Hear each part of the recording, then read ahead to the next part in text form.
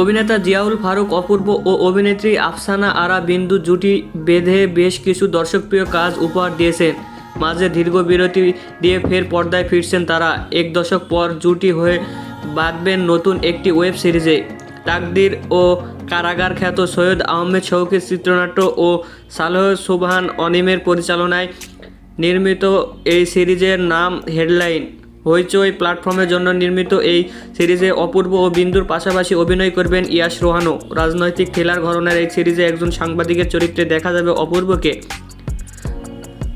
চলতি মাসে যুক্তরাষ্ট্র থেকে দেশে ফেরার কথা রয়েছে অপূর্ব। দেশে ফিরে শুটিংয়ে অংশ নেবেন তিনি। অন্যদিকে এই প্রজেক্টের জন্য ইতিমধ্যে প্রস্তুতি শুরু করেছেন বিন্দু।